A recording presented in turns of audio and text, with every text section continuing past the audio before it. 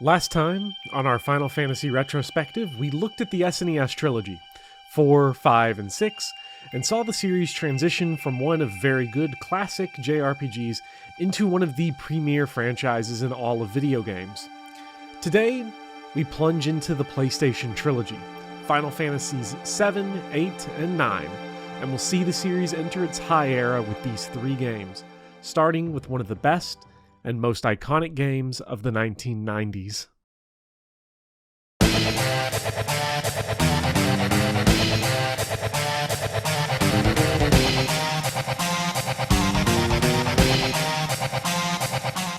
Final Fantasy VII is the nexus that the Final Fantasy series flows into and then flows out of. Like Resident Evil 4, its staggering popularity and influence have made it more famous than the entire series, its famous images and characters becoming a synecdoche for the series itself. And, like Resident Evil 4, the discourse around 7 often treats it as an entity separate from the rest of the games, but I think it's important to place 7 in conversation with the other games. Its legacy is largely the product of being at the right place, at the right time, for video game technology and marketability. Final Fantasies 3, 5, and 6 are all about recontextualizing the physical world. 2, 4, and 6 feature regret and redemption as a recurring theme. 7 fuses both of these together while adding new layers of nuance and ambiguity to the latter. Most of the characters in 7 have stories built around their pasts. In previous games, there'd be a few characters who explicitly struggled with their past, Leon, Cecil, Terra, Celis, but 7 centralizes this conflict between past and present by making it the engine for most of the playable characters' internal struggles, and by making it the focus of the narrative itself. The hardcore focus on a main topic is what allows the game to explore a much more complicated relationship between past and present, and past and identity, than the previous games. In Final Fantasies 2, 4, and 6, the relationship between a character's past and their present self was often linear and simple. Leon and Cecil committed evil acts. They regret those evil acts and grow towards redemption, even if there are missteps along the way. As we talked about earlier when looking at those games, those characters are great, but they don't experience the same ambiguity that 7 observes. Consider the relationship between hero and villain, and how the villain in 7 is used compared to past antagonists. Unlike Kefka, who's an emergent threat on the world, Sephiroth is primarily a phantom, a specter that haunts Cloud, our big, spiky-haired, giant sword protagonist who has become the archetypical Final Fantasy hero despite being the only one in that archetype. Obviously, Sephiroth does pose a threat to the world, but very little time is dedicated to his world-ending power because such power isn't exactly unique. 7 has many forces capable of destroying the world. More than the extermination of all life on Earth, Sephiroth's role as antagonist is to plunge Cloud into the despair of memory. Cloud is introduced to the player as a badass mercenary whose power extends far beyond the ragtag eco-terror group Avalanche that hires him. Because of that introduction, for most of the game, the player's relationship to Cloud is that he's a badass super soldier, and Sephiroth is even more badass. But as the game unravels, Cloud himself emotionally unravels, and we discover that none of his memories of being a super soldier are true. He was, by and large, nobody, a grunt who couldn't cut it as a Shinra soldier, and it's fascinating to see how the other characters treat his nobody status. Sephiroth taunts him, showing Cloud contextless reconstructions of his memories, using the confusion to make Cloud vulnerable, to make him lose his sense of self and purpose. Sephiroth is telling Cloud the truth in these flashbacks, but it's often an exclusionary truth, fragmented by missing details and Sephiroth's desire to break Cloud. Tifa, Cloud's childhood friend, also lies to him, but not with maliciousness. Instead of breaking him, she wants to protect him. Unlike Sephiroth, she feeds into Cloud's false memories. She knows he wasn't a powerful soldier, and that he was not the hero he remembers himself as. Tifa sees feeding Cloud's delusions as grace. If she lets him have his memories, she lets him have himself, which asks an important question about our humanity. Are we ourselves because of our memories, or because of the truth? Like everyone, I've sometimes asked myself if my life is false. What if I'm actually a demented old man living in a scattershot collection of Alzheimer's-driven memories? Would I want the truth? I don't know, but I don't think so. I'm me because of my memories, not because of some objective, observable truth of the world. Tifa, by sacrificing her memories to allow Cloud to be whole, is performing an act of selflessness that, for me, is the most gut-wrenching passage in the game. even more so than the Eris plotline that dominates most people's memories of Final Fantasy VII. There is a truth in Final Fantasy VII. The game does have a definable plot that can be mapped out, but mapping out the plot reveals little about the game's concerns. Cloud's self-worth, his understanding of himself, is driven by false memories and questions the value of objectivity as a measure of humanity. Everyone, with no exception, has warped memories, and these warped memories shape every person in their own way. As an example, for myself, and this isn't part of the script, but for some reason, every time I talk about and think about and play the original Final Fantasy VII, I have visions of standing in a customer service line at Office Depot trying to exchange a printer, and the images of the floor and the scuff marks on it, and the smell of paper and ink and general corporate malaise and office death just comes into my brain, and I don't know why. That Office Depot isn't there anymore, and the customer service line was next to the pen aisle, so there would be fountain pens and that you could go and scratch on paper to test out, and I just remember the smell of that ink. I don't know why. I associate it with specifically in Final Fantasy VII when you're standing in the airship, and also when Sephiroth starts flying around. I don't know why.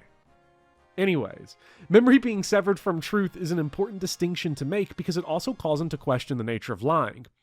As children, we are taught that lying is bad, but as we grow, we see the edges of this axiomatic truth, and even experience times when telling the truth, to the best of our fallible memory's ability, is the wrong thing to do. To a small extent, Sephiroth is more truthful to Cloud than Tifa is. Cloud's observable past down to his origin and the nature of his being is revealed more to him by Sephiroth than Tifa. Sephiroth is still a liar and a gaslighter and a fucking bitch, but he does set the player and Cloud closer to the path of truth than Tifa does. For some logic fail critics, Tifa refusing to interject at calm when Cloud is recounting his memories of Sephiroth is seen as a major mistake, but it's important to view that as a choice made by Tifa. At once, she doesn't want to relive an event that nearly killed her as well as Cloud, but she also cares for Cloud and knows what the truth will do to him. And Tifa's right to do this. We see late in the game that Cloud is so destroyed by the truth, so overwhelmed by his new, more accurate memories, that he loses himself to madness. Sephiroth, by contrast, uses the truth, or at least fragments of the truth, to destroy Cloud's sense of self and take away his identity.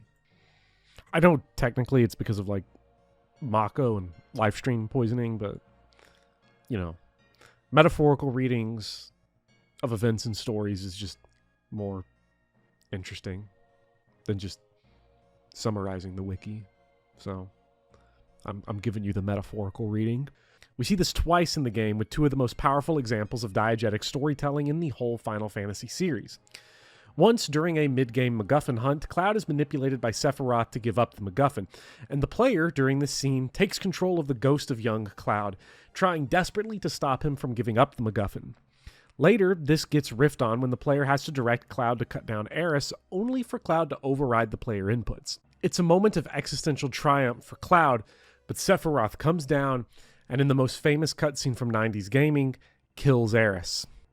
It's an unbearable taunt, a moment of complete domination where Sephiroth destroys both Cloud's internal and external agency. That the player has to execute two pointless actions heightens the scenes and makes Sephiroth's domination over Cloud's humanity more terrifying. The bending of reality and memory and the deprioritization of truth as an overriding concept for self and humanity gives 7 a strong modernist flavor. Final Fantasy VIII will even integrate some modernism into the aesthetics of the game itself. Consider the nature of truth in William Faulkner's As I Lay Dying. Truths in that novel are numerous, defined by the memories and the perspectives warped by the warped memories of its many characters. These are characters that define themselves, intentionally and unintentionally, by their memories and their understanding of their memories. Final Fantasy VII doesn't have the same linguistic complexity. At no point does Sephiroth brood that my mother is a fish, but the characters' different interpretations of the world, and consequently our responses to the game, are shaped more by perspective than truth.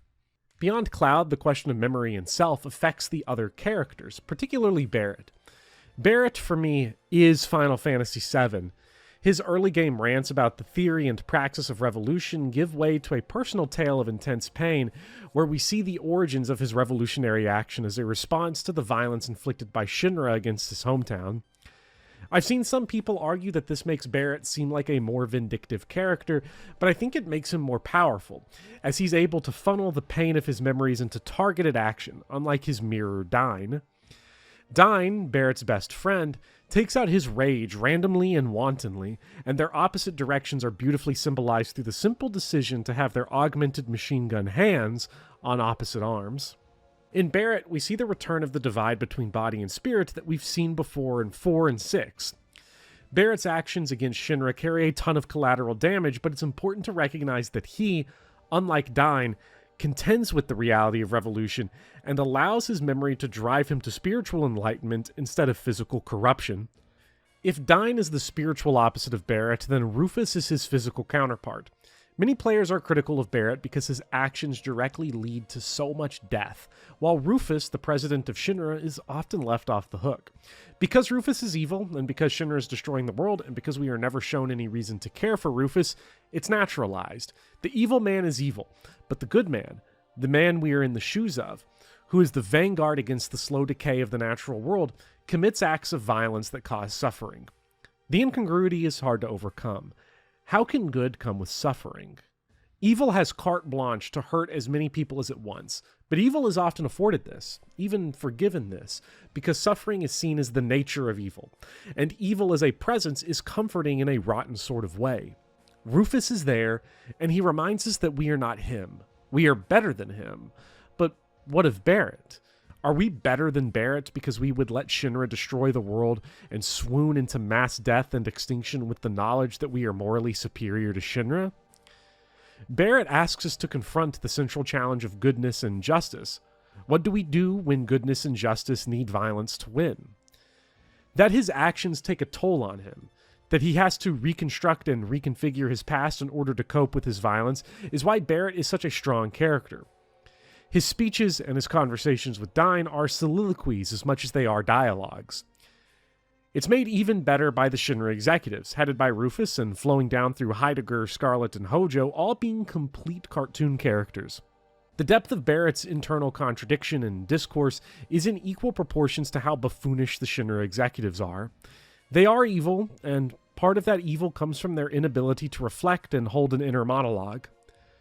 Hojo, for example, is a madman who injects mutated cells into people and blasts them with radiation and tortures his subjects for no reason whatsoever, yet he somehow has the greatest depth of character of the Shinra goons because he rizzes up multiple Bikini Beach baddies at Costa del Sol.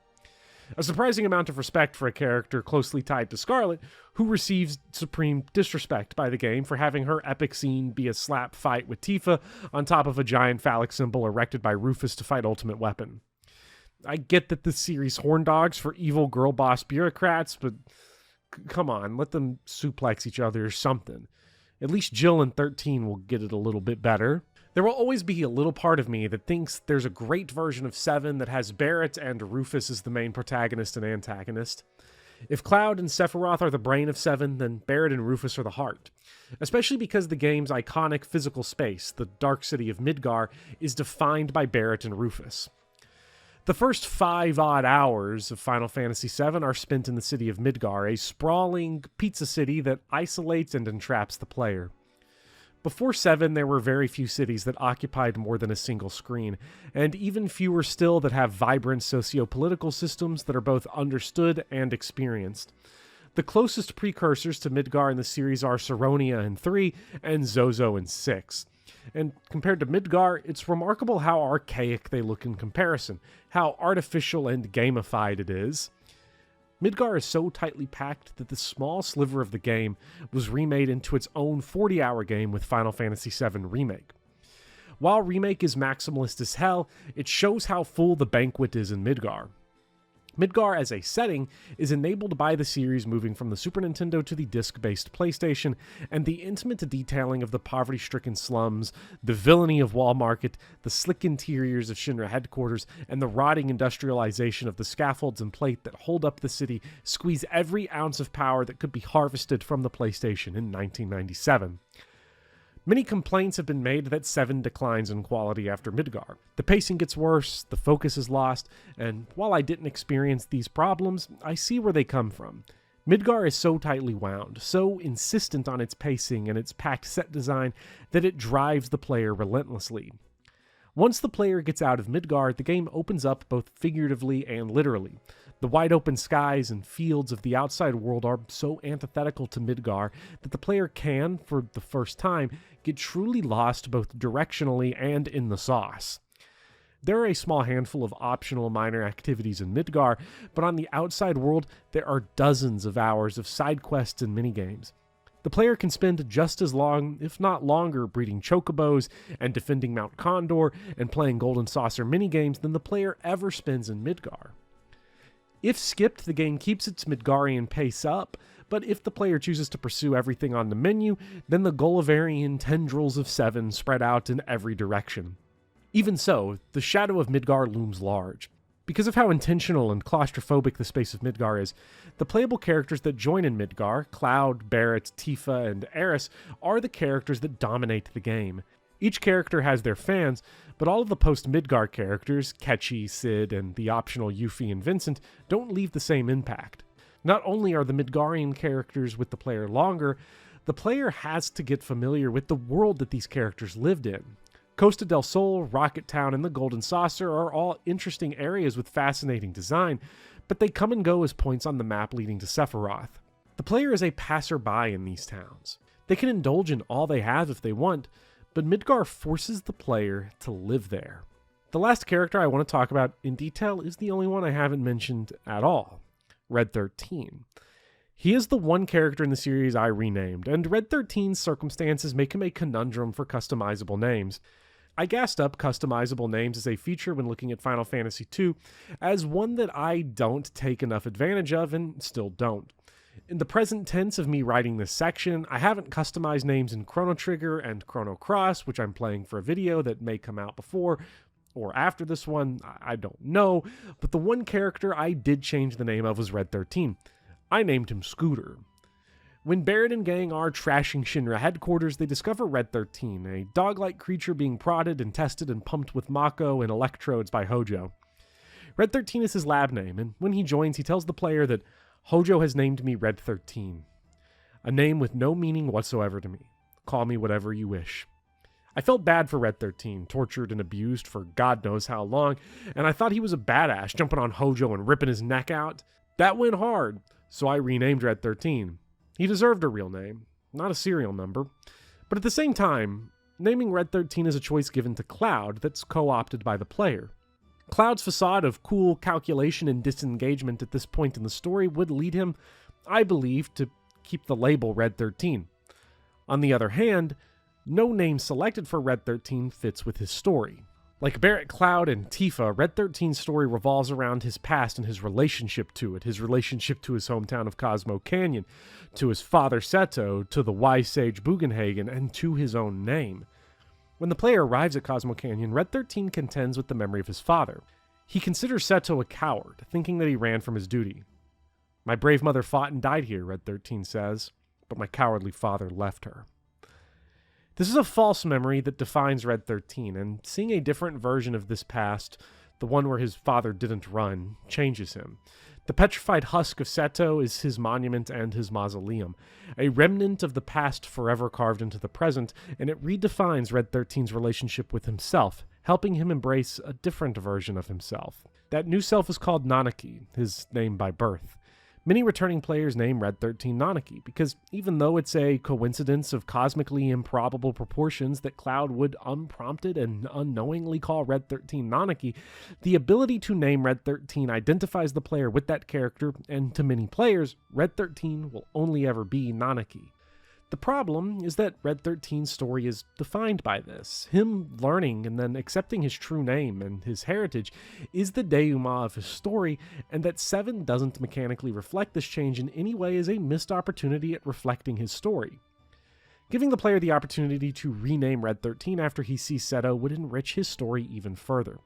But as it is now, Red 13's narrative feels ever so slightly undercooked by the systems of the game.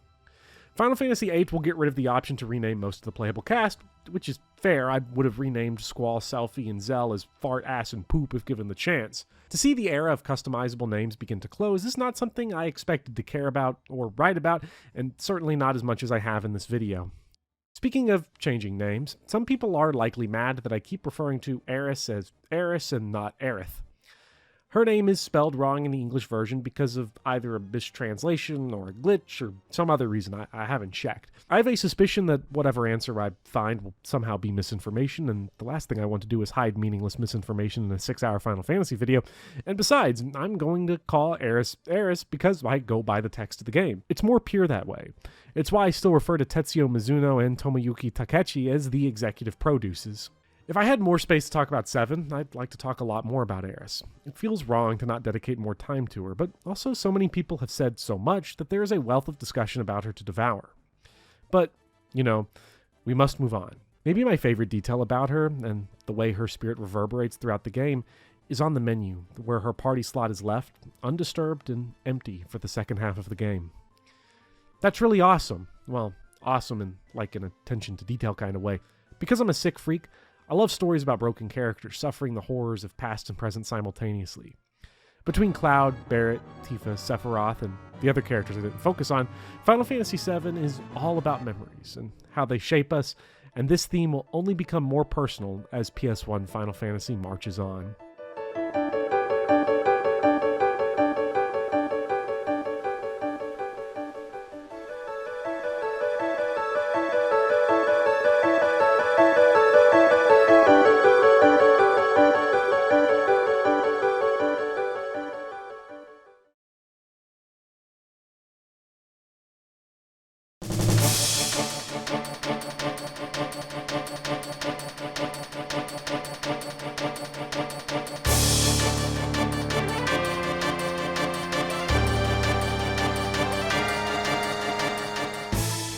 As much as I was loving the series up to this point, my curiosity gazed outward towards the games beyond 7.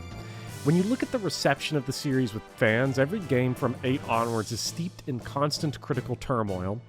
Each individual entry garners more divisive discussion than all of 1, 2, 3, and 5 get combined. The idea that Final Fantasy gets bad after 7 is treated as some sort of artistically objective observation, a universal truth so powerful that series motifs go from the fun parts of Final Fantasy to shark-jumping moments. For example, futuristic technology and space are staples in Final Fantasy from the beginning. At the end of the first game, you travel to a Gulliver's Laputa-inspired future civilization in the sky. In 4, you fly a whale to the moon. In 5, you teleport to an alien planet. And in 7, Cid's major character arc is reenacting the plot of Armageddon 1 year before Armageddon released. You attempt to blow up a meteor in space to stop it from destroying Earth, yet the games to follow, including 8, are treated as if they took the left turn into Crazy Town. This isn't because of any inherent truth about Final Fantasy VIII, but a product of it coming after 7. The cultural impact of 7 was so massive that 7 has become Shakespeare's Julius Caesar, a specter that haunts the series through sequels, prequels, remakes, movies, and stubborn cultural iconography that cast a deep shadow over every mainline entry. Like Brutus, the more the series tries to kill Caesar, the more like Caesar it becomes. I was eager to see the latter half of the series because a lot of its online reception has been based on the Spoony One's reviews of 8, 10, and 13, and like a lot of long-form, point-by-point internet criticism torn between comedy and genuine critique, I had the suspicion that Spoony's reviews were shallow readings of the games and their lasting impact the product of being popular during the formative years of YouTube. I just had to see for myself.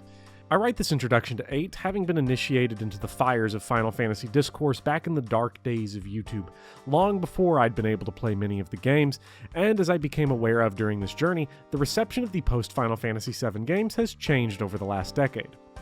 As the series elongates through time, the goalposts change, the dividing lines move, the haters filter out, and fans and critics are left to build new retrospective consensus.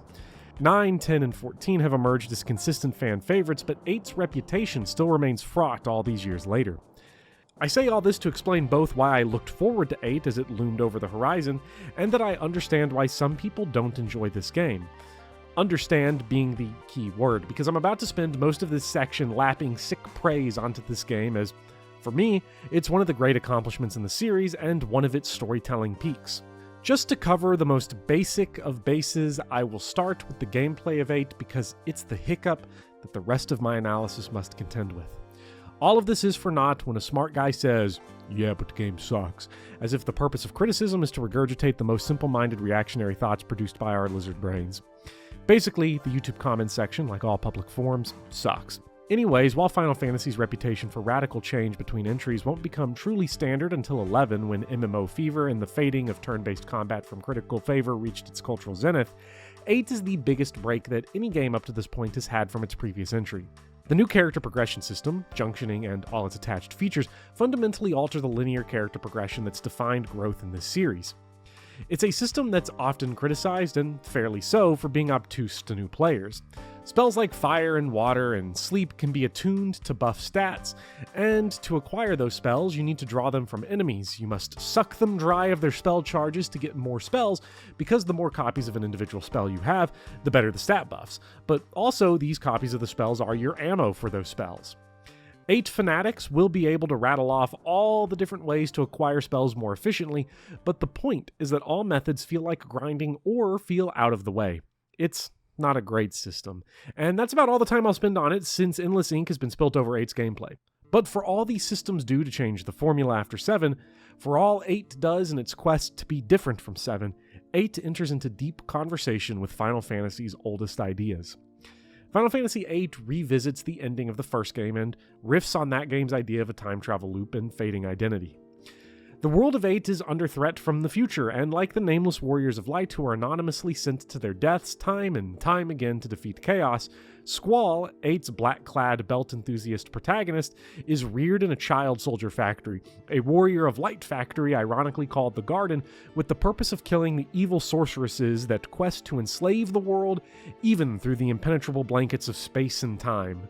Although Squall and his playable compatriots Zell, Keestis, Selphie, and Irvin have personalities, they don't have identities.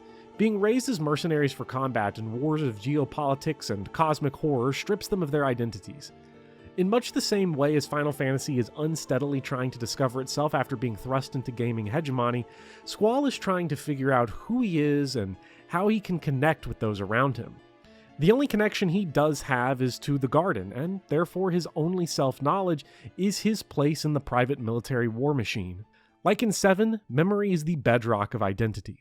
During 8's tutorial, the information about Guardian Forces, the game's equipable summons, mentions how the use of Guardian Forces can cause memory loss, but that is best not to think too much about it. The red flag raised by that piece of deep Garden propaganda does end up paying off, as we discover that the party's memories, except for Irvin's because he's special, were lost through extended Guardian Force radiation. The information is delivered during the game's infamous orphanage scene. It's a story beat of total contrivance that is deeply, profoundly, thematically resonant, but it doesn't quite work dramatically. This video has primarily been an analysis, but I think strictly analyzing this scene thematically would flatten its complexity. My reaction to it as a viewer is different from my reaction as a thinker. That dissonance is rare in this series, and whenever it does happen, in Final Fantasy or elsewhere, it signals some deficiency in a scene. The issue is that the inference for most of the game is that these characters have grown up with each other. Squall, Selphie, Zell, and Keestis are all about the same age and live in a boarding military death school. Adding all these extra steps and hoops to reveal that their childhood memories have faded feels unnecessary, as it adds very little to the characters that wouldn't have otherwise been present if this were the kindergarten for the Garden. Dramatically, what the scene does is establish the character's old caretaker, Edia, as the evil sorceress they're trying to kill. It's to 8's credit that it gets a lot of power out of a scene that can be easily written off as simply contrived. The exposition dump is delivered by Irvin, a character that has already felt like an outsider because he's from a different garden than the rest of the party. He has all of his memories, and knows of the childhood they all had together. He knows that he's trying to kill his adoptive mother, and it isolates him. Irvin's perception of reality is different because he has memories no one else does, and he knows that all of their memories, and even his, will continue to fade with their Guardian Force use. It's a rich scene with how it develops Irvin, and for how it mirrors Seven's idea of memory and identity. In Seven, Cloud's intense suffering is a product of his memories being lies, from him not being the person he thought he was. In 8, Squall has no idea who he is. He looks back and sees nothing but darkness. His suffering is a product of developing an identity rather than losing one. Squall discovering his own identity is important, because his internal conflict is his inability to connect with others, and in Final Fantasy VIII, a person must develop a sense of self so they can connect to another person, and developing that sense of self requires experience, both firsthand and vicarious, and how to love and how to suffer. In a way, the memories Irvin gives Squall are vicarious. Squall may know facts about himself and of his past life, but they're third-person memories given to him, and this divide between first and third-person experience recurs throughout 8, and it's seeing through the eyes of others that Squall begins to understand himself. Periodically during the story, Squall is transported into the consciousness of Laguna, a mysterious man from the past who's a stranger to Squall. Frequently in these scenes, we read Squall's inner monologue overlaid on Laguna's real-life, literal dialogue, and it's this self-reflection through the life of another that Squall begins to realize his own identity. At the end of one of these flashbacks, in what I'd say is the second best individual scene in the series, Squall is told by Laguna's adoptive daughter Elone about the death of Laguna's wife and her adoptive mother. When I was kidnapped, Uncle Laguna went on a journey to find me. But because he did, Uncle Laguna wasn't able to be by Rain's side when she died. Rain wanted to show Laguna her newborn baby. Rain kept calling out for Laguna, so no matter what, I wanted Laguna to stay in the village. But it didn't work. I can no longer make it back to that moment. Laguna's love for his daughter and his love for his wife enables this moment of suffering that pours straight out of Hemingway and McCarthy. If Squall wasn't developing an identity, he wouldn't be able to connect with others, and wouldn't be able to feel the love and the pain of this scene. By experiencing this pain vicariously through the memory of Laguna, he discovers himself. When he comes back to, at the bedside of his girlfriend in a coma, Renoa, he lashes out in pain and anxiety, desperately searching for a way to save Renoa. Renoa is the game's other playable character. Unlike the Garden Soldiers, she wasn't raised for war, and when her homeland of Timber falls to Imperial might, her quest is to rebuild her homeland instead of herself, because as long as she has her memories and her culture to keep alive, she has herself, and also her dog Angelo, who she shoots out of a rocket launcher. The romance between Renoa and Squall is often seen as the divisive feature of this game's narrative. This is partly because romance as a genre is feminine-coded in a medium that was still very masculine-coded in the 90s and 2000s, but also because literal, reactionary readings of 8 cannot get over how bad Squall should have fumbled Renoa because of how unreceptive he is to her for the first half of the game. Squall doesn't have that raw animal magnetism of Sid, who managed to pull the baddest goth girl in space and time and steal a bunch of money from Norg, but such criticisms can reduce the bizarre intricacies of individual human behavior to logic boxes and fail to see the muddy depths of this romance. Squall's desperation to save Renoa at the moment everything seems lost is because all at once he discovered how to love and how to suffer. Squall's arc reveals how interconnected the spectrum of human emotions are, and how all emotions need each other. The climax of their relationship is the best individual scene in the main series. It's a slow, haunting scene where Squall floats through the cold, empty void of space to grab Renoa as the life support systems fail.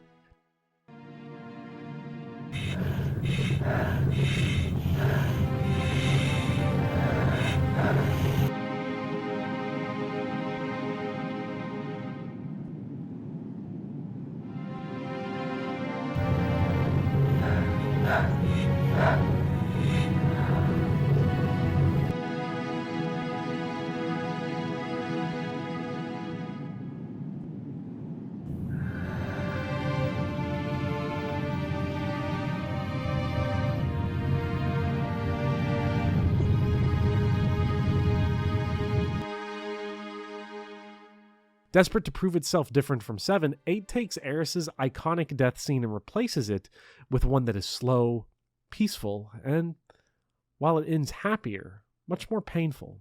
Unlike the sudden, violent, and extraordinary end to Eris's life, VIII's space sequence is a representation of the slow fading of life, and the fate most of us will share. Life doesn't explode in narratively impactful denouements. It slips away, sand into eternity, transitioning, one second over another, the hot blood of life into cold nothingness. It's when Squall experiences this personal, universal, existentially terrifying near end of a life he loves that he fully discovers himself.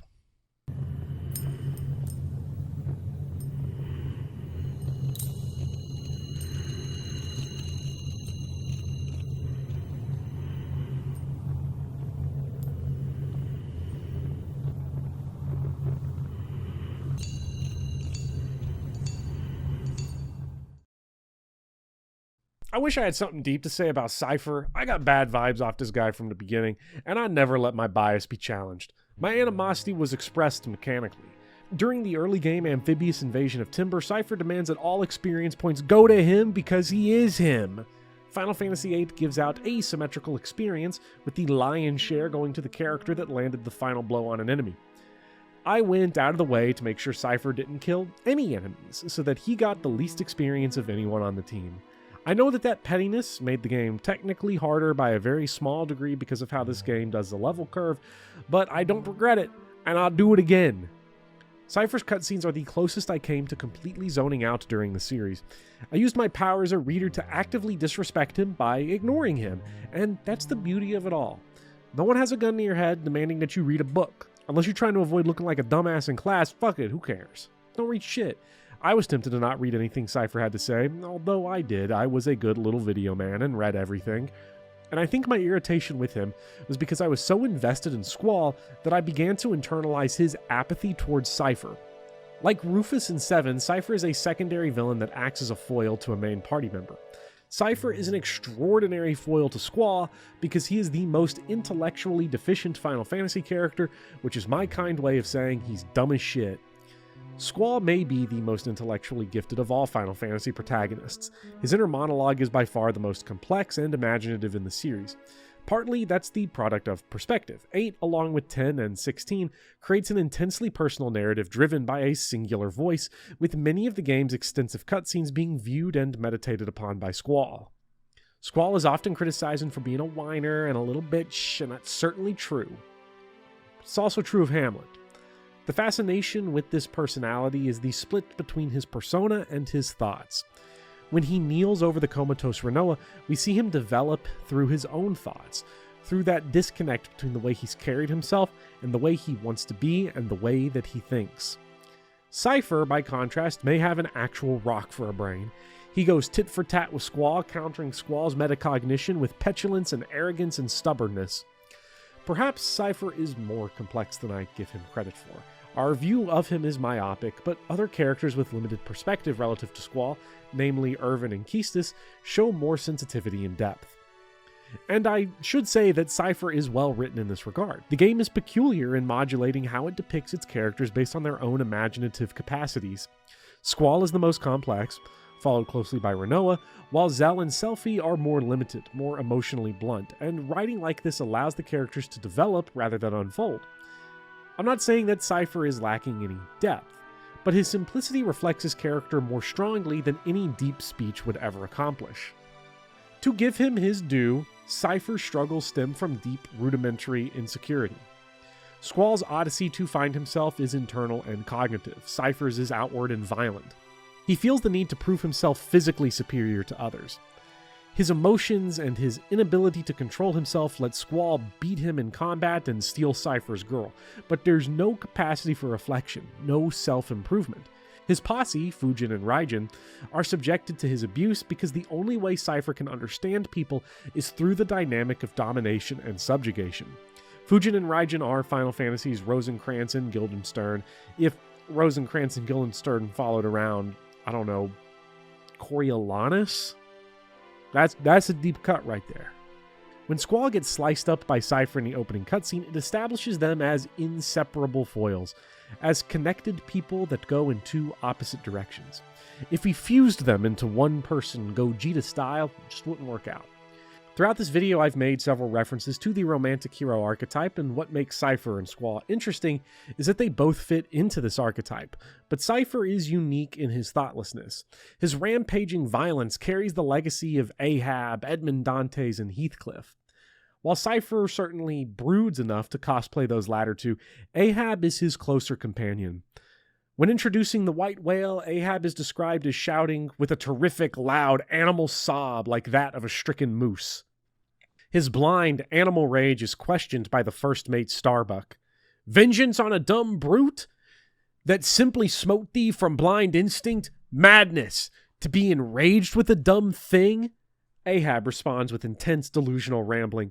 All visible objects, man, are but as pasteboard masks.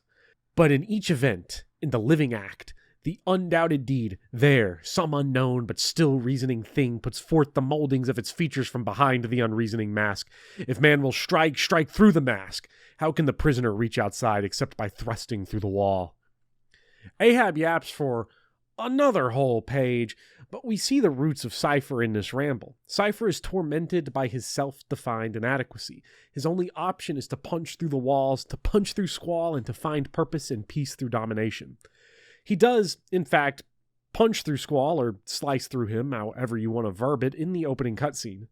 There's some important story stuff in the opening, not a whole lot to really analyze or anything, but since we're already here forever, I might as well talk about it because I leaped out of my seat, Citizen Kane clapping to nobody, at how highly concentrated this opening is with 90s cheese. We got mysterious text overlays, the gunblade flying in from nowhere into a badass close-up mimicking the Buster Sword in 7, choral chants, the title FF8 flashing on the screen. Is so dumb, and I treasure it dearly. No matter how many fancy quotes and old books and literary merit I try to assign to these games, they are still, at their core, games with incredibly silly aesthetics that are worth cherishing. But so too is all the serious content. The question of self and how the self is developed and expressed will continue to run through the rest of the series, but it's in 8 where this question is most tightly focused and where the series finds its bleakest and most radiant moments.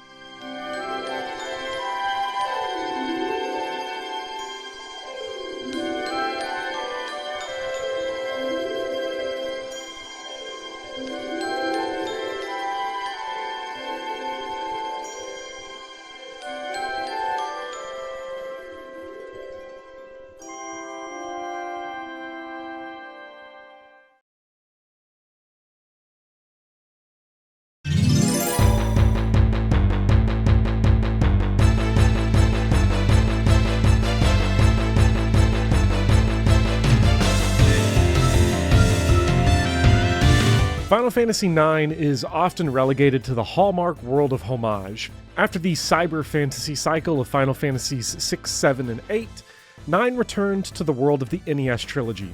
Fantastic voyages of swords and sorcery, lands of white mages, and wooden airships. Because of the aesthetic similarities with the simpler 8-bit games, the reception of IX often focuses on the surface-level throwback, and the game is seen as a less mature work. A deviation because its primary function is to celebrate the series. This puts it in conversation with 5, but unlike 5, 9 is mid. I'm not here for mid. No, like 5, 9 is a funnier game than both its immediate predecessor and successor. All the games, even 7 with all its fatalistic lugubriousness, have comic relief, but 9 has pratfalls, and a funny man in a suit of armor that suffers pratfalls. There's an old man that calls an underage girl babelicious. Well, actually that part's not so funny anymore. Baku is probably going to jail. It's okay to call Lulu or Fang babelicious because they're adults, or Cloud of Darkness because she's Eldritch, but also, you probably shouldn't call anyone babelicious because you're not 12 anymore. Despite its reputation as a game for ha-ha laughs, the truth about Final Fantasy IX is that it's the philosophical summit of the series.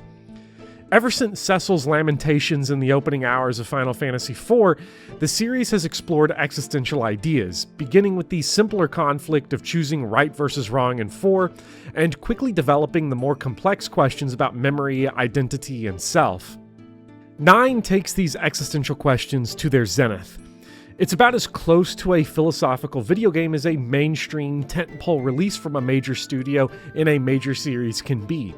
Like the highly relevant The Stranger or the not relevant Animal Farm, Final Fantasy IX explicitly deals with philosophical questions on its surface rather than burying them in subtext a la Final Fantasy VII and VIII. Albert Camus, in his essay The Myth of Sisyphus, argues that the fundamental question of philosophy is judging whether life is or is not worth living, and this is the basic question that grounds Final Fantasy IX. The assumed position of all the previous games is that life is always worth living. Cecil, Celis, Cloud, and Squall all have muses that confront them with the inherent value of life, and in the case of VII, the clash between man and nature reinforces the value of life as an all-encompassing concept, contrasting the spirituality and harmony of nature with the cold violence, oppression, and steel of modern technology. In 9, there is no such obvious universal truth about life and its value. For a game with a reputation as a lighthearted fantasy romp, this is the Final Fantasy where life is the most disposable. We see the bloodthirsty Queen Braun and super slut Kuja raise cities, and we watch as people fruitlessly flee for their lives before dissolving into the nothingness of PS1 RAM optimization. It's a level of on-screen death that would make Kefka and Sephiroth blush, and it's only rivaled by the massacre of Mist in 4. But that slaughter was the basis of Cecil's character arc, a moment of cosmic significance that sets into motion the restoration of the world. The deaths in 9 are without meaning. They are the passive reality of a world that the characters have to contend with. They have to choose to live in spite of the violence, not because of it. The obliteration of Clara is the hardest individual scene in the series to stomach. When Beatrix, the game's Vegeta Kaiba redeemed hero, watches the destruction, she laments about black magic being used to destroy the city instead of letting her and her troops sack Clara. It's disquieting and hard to know how to feel about Beatrix. Not just because we stan a bloodthirsty queen, once again apologies to Vivian Aladrin for me stealing her wording, but because Beatrix isn't a villain in the same obvious, vacuous way Rufus or Kefka are. They kill and dominate because subjugation is what they want. They revel in destruction, they revel in death. Hojo laughs evilly when injecting his test subjects with test fluids. Beatrix can't even see the suffering. The value of life in Final Fantasy IX is so obscured that not even the game's temporary turncoat villain can see it. Beatrix wants to demonstrate her skill and her leadership of the Pluto Knights. Death and destruction are invisible to Beatrix's eyes because the world of Final Fantasy IX doesn't assume an inherent value of life. Beatrix's eyes are inward, struggling so much with finding purpose and fulfillment that it makes the world invisible. Finding a purpose in life, or even an identity, are more difficult in 9 because it's not inherently clear to the characters if there's value beyond eating, shitting, and dying like a swarm of locusts. Finding a meaning to even live is the central conflict for most of the cast. The Myth of Sisyphus famously posits this question as one of suicide and explores to what degree death is a solution to the pain of living in an absurd world. Vivi, the game's secondary deuteragonist in a game of deuteragonists, directly asks Camus' question of suicide. As a manufactured black mage with a short, predetermined lifespan, he questions why it's worth even trying to live and find meaning and help the world and overcome his internal turmoil if he's just going to die. The episode that sees Vivi question the value of continuing his small, painful existence is when the player discovers the Black Mage Village, a sanctuary for the Black Mages who have fled lives of warfare and weaponization. Two of the Black Mages explain to Vivi the cemetery that they've constructed, and talk about the Black Mage buried there, unsure how to process or understand their death. Mr. 36 is buried under the ground now. But I don't understand why. He's going to come out again one day, right? When he does, I'm going to wash him off in the pond. The inability to understand the permanent state of death isn't simply a product of the Black Mage's newfound self-awareness, but the terror at the core of consciousness. We may understand on a factual level that death is permanent, but death is so impossible to imagine for a conscious being that it seems unreal. Othello, his hands cupping the neck of his sleeping wife Desdemona, observes that once put out thy light, thou cunningst pattern of excellent nature, I know not where is that Promethean heat that can thy light relume. It seems as if life should be eternal, that there should be a Promethean flame somewhere that can resurrect the body and soul, and this clash between the impossibility of death and the terror of life forms the backbone for the arc of many characters in VIII. For the Black Mage Village, this fear drives them to be complicit in the atrocities of Kuja, the main antagonist for most of the game, because he promises them an escape from physical death in exchange for spiritual death.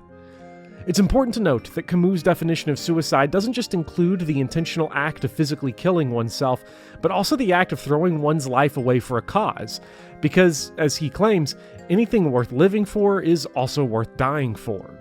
The spiritual suicide of the Black Mages by selling themselves to Kuja's cause of destroying the world does accomplish the goal of expediting death, but it's in exchange for an empty, meaningless life.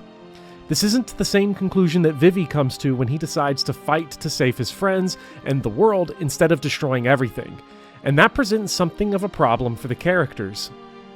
There's no demonstrably obvious, factually correct choice.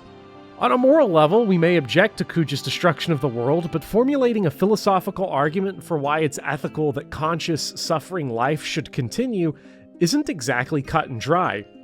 Kuja's reasoning for destroying the world isn't compelling to anyone except himself, but it's easy to see why he acts in a globally suicidal way. We learn late in the game that Kuja's motivation comes from him discovering self-awareness, and if we consider Kuja's self-awareness from Camus' perspective that beginning to think is beginning to be undermined, the worm is in man's heart, then we can understand why it's easier for Kuja to destroy the world than it is for our heroes to save it. Steiner, Final Fantasy's undisputed Riz Lord and mindlessly faithful Knight of Alexandria, is a mirror image of Kuja. Throughout the opening hours of the game, Steiner carries out his sworn duty as a protector for Princess Garnet, our willfully kidnapped heroine, with great fidelity. In many traditional moral frameworks, this fidelity is his great strength, but it's mindless. Steiner acts as an ant would, ignorant of the contents of both those around him and himself. His shift from mindless tightwad to self-directed existential tightwad isn't completed under pressure from heroic speeches, but through personal reflection. His change truly begins during his soliloquy in Trino. What in the world am I doing? I'm assisting thieves in committing a crime. No. I must be patient. Protect the princess. Escort her back to the castle. Focus on your duties. Trust the queen. She would never commit an atrocity. There must be a good reason. No thoughts of my own? Nonsense. How can I, a lowly knight, understand the queen's thinking? I need not worry about the ramblings of a criminal. Just think about escorting the princess home. I'll probably never see him again. He was the culprit. He pulled the princess and me into his intrigues. Like any good Shakespearean soliloquy, Steiner has a complete conversation with himself here, overhearing each and every one of his imagined syllables, moving from questioning himself to flimsy justification to acknowledging himself, and to ultimately blaming Zidane, the game's often criticized protagonist, from getting him wrapped up in the machinations of IX's plot. In his questioning and in his denial, Steiner slowly pieces together an existential purpose in a world that denies him one. The key here is that his self-discovery is different from Vivi's and the rest of the cast at large. There is no big, easy answer to the meaning of life in Final Fantasy IX. Every character's unique circumstances require a unique answer to Camus' question of suicide, both physically and spiritually. You continue making gestures commanded by existence for many reasons, the first of which is habit, writes Camus, premeditating Steiner's internal monologue. Dying voluntarily implies that you have recognized the absence of any profound reason for living, the insane character of that daily agitation, and the uselessness of suffering. What's important to emphasize here is the many reasons for actions and the lack of an overarching purpose for life. That wide canvas opens up a multitude of questions about an absurd world, which every character, Kuja included, answers differently. Final Fantasy IX doesn't paint all of the options as inherently valuable. Kuja does ultimately lose, as villains tend to do in Final Fantasy, which is why I chose Camus as the philosophical basis for this analysis. The conclusion at the end of the myth of Sisyphus is that the absurdity of a meaningless world full of suffering must be confronted and struggled against rather than submitted to.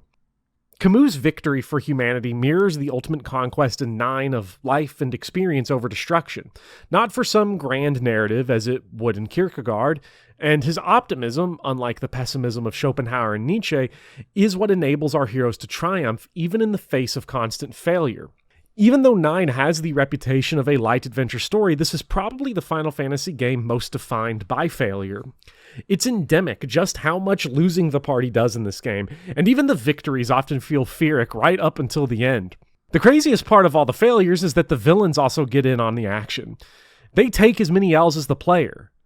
Bopper, you dumbass, I hear you spew. The villains always lose in Final Fantasy. Of course they take L's. What grips me about the specific flavor of L's the villains take in IX is that they happen across the entirety of the narrative, even when the player struggles and loses in fights against those same villains. Failure and struggle extend backwards in time, far outside the confines of the canvas.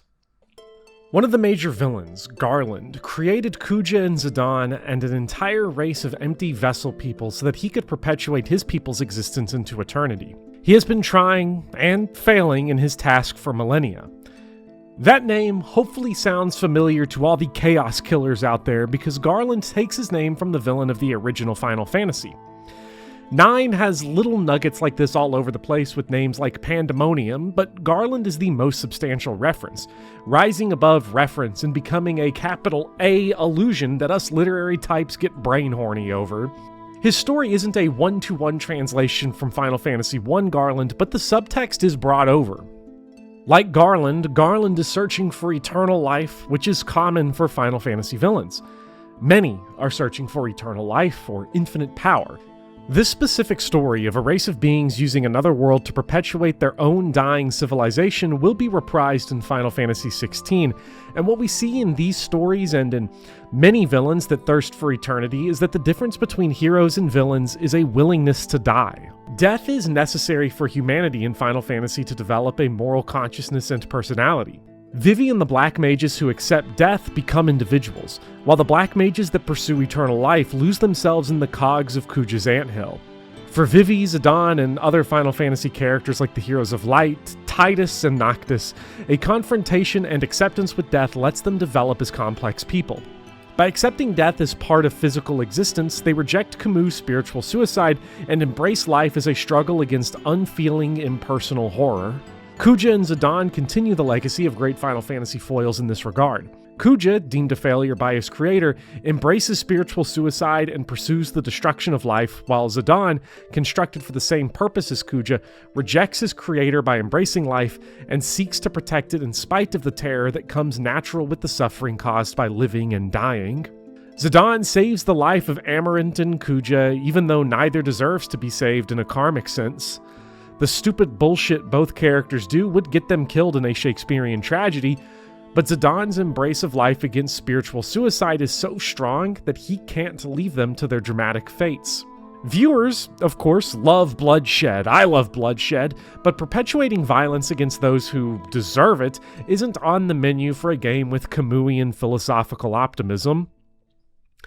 That optimism the game exudes in the face of each existential nightmare it produces also helps us understand the part of IX's narrative that is most consistently criticized: Necron.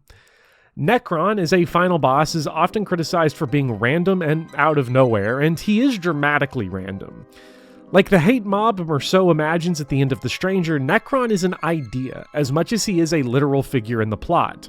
Like the Cloud of Darkness, Necron is an older, primordial force that represents Camus' spiritual suicide. After Garland and Kuja, the physical threats that terrorize the world are defeated, their infectious philosophy that embraces spiritual death must be destroyed. That threat being Necron, and Berserk Excalibur Steiner dropping max damage on Necron is pretty cool. I don't have actual footage of Steiner doing that, so here's a picture I took of my Steam Deck. I think I accidentally turned on the supercharge buff that's in the remaster, but it's more awesome to imagine Steiner just diegetically becoming him when faced with Necron. It isn't the slaying of an evil dragon, but the conquering of the existential crisis that defines human experience is very cool, and Final Fantasy IX is a cool game. I recommend it. I'm not high on the entire game, though. For a lot of players, Final Fantasy IX is that hidden masterpiece in the series, at least as hidden as a game that sells 5 million copies can be. Still, compared to sales and legacies of 6, 7, and 10, 9 is relatively anonymous. As an example, the phrase is considered one of the greatest video games of all time, or similar variations, appears on the Wikipedia pages of 4, 6, 7, and 10, but not for poor 9. What prevented 9 from rising to the same heights as the previous games is a doldrum section in the mid-game, where the player is introduced to Aiko and Amarant, two characters that did less for me than just about any other character in the series with comparable screen time. Both characters are fine, but they seem trapped in Final Fantasy IV, dragging the game narratively while offering little more than elementary explorations of the game's central themes without the same personal complexity as Vivi, Steiner, Dagger, or even the woefully underexplored Freya, who the game disrespectfully excludes from the cover in favor of Amarant. But I'm in a good mood today, so let's not dwell on it. Instead, let's pop in on the gameplay for a quick second, because I do think that 9 has the best gameplay of the PS1 trilogy. Unlike most Final Fantasy games that sometimes struggle with implementing the new gameplay features as well as they could, with multiple attempts at iterating the same ideas, 9 has some of the most synergistic features in the series. The gimmick with 9 is the new ability system. Each piece of equipment has abilities the character can learn, and each character has a limited number of ability points to equip these abilities. Each major boss fight, especially towards the end of the game, is significantly impacted by abilities. Importantly, because skills are learned slowly, and because the game has a forging system with old equipment, players are motivated to keep hold of their equipment instead of selling everything off, which pays off in the long run, because most pieces of armor have elemental immunities and damage reductions. It's just like Dark Souls, for sure. And oftentimes, the strategies to deal with bosses aren't to outstat them, but to be properly equipped for status and elemental defense.